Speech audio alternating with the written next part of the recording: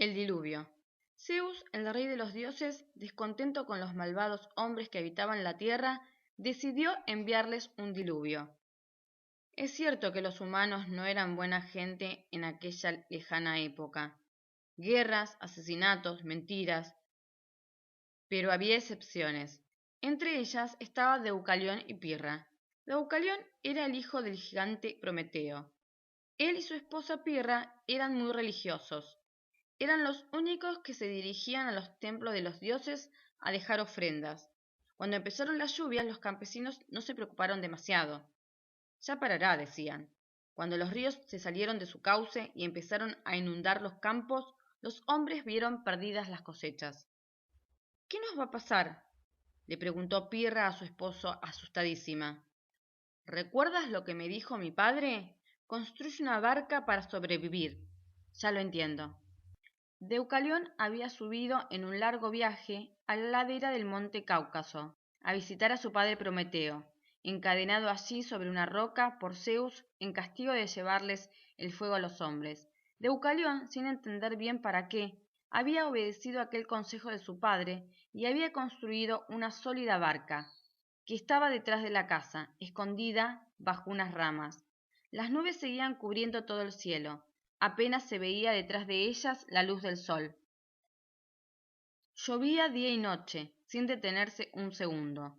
A su vez, Poseidón, el rey de los mares, obedeció a su hermano y sacudió los océanos, de modo que gigantescas olas invadieron las aldeas de la costa.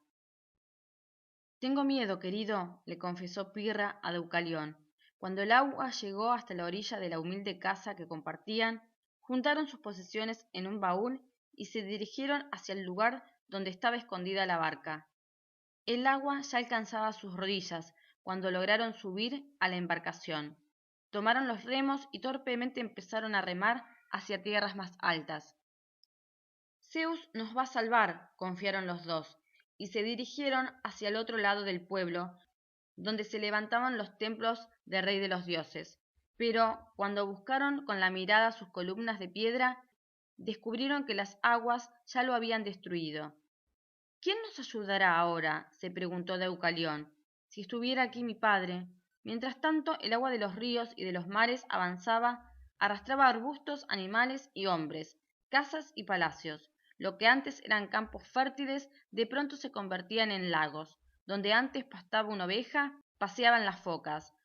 Los delfines nadaban entre las ramas de los altos árboles. Los tigres, los leones, las cabras, todos morían ahogados. Las aves, cansadas de volar sin encontrar tierra firme, caían agotadas. Enormes olas golpeaban las laderas de los altos montes. A duras penas avanzaban Deucalión y Pirra. En 2 días llegaremos a aquella montaña y estaremos a salvo, prometió Deucalión.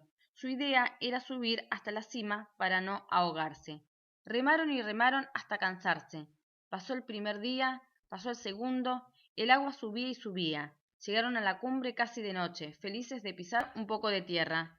Se nos acaba la comida, se lamentó Pirra. Sin perder las esperanzas, empezó a suplicar a los dioses por ayuda.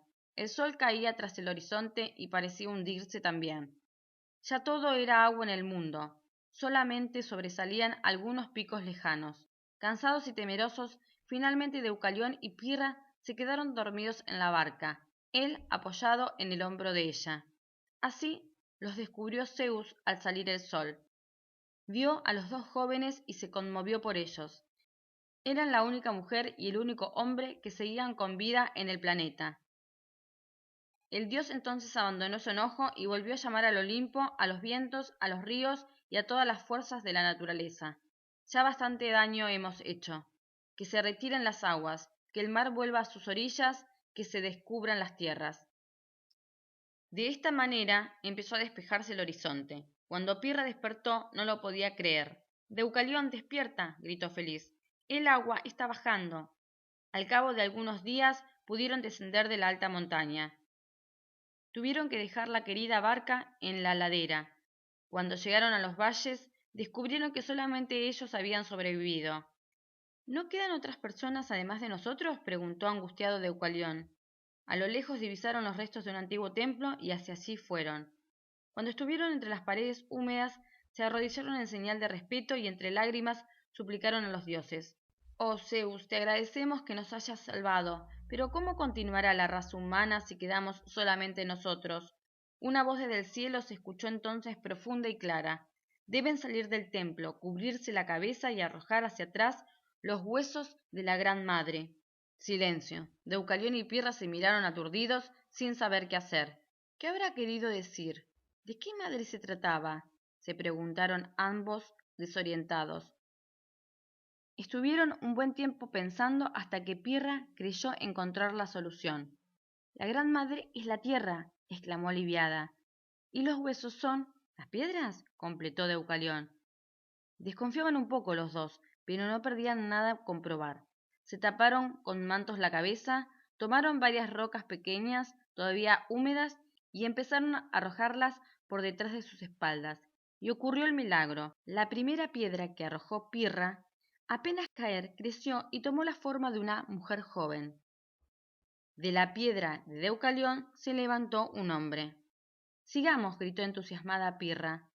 De hecho, estuvieron toda la tarde juntando piedras y tirándolas hacia atrás, y como la primera vez, de las piedras que tiraba Pirra surgieron mujeres, de las de Deucalión hombres. De esta manera la humanidad volvió a habitar el mundo, y también reaparecieron los animales por obra de los dioses.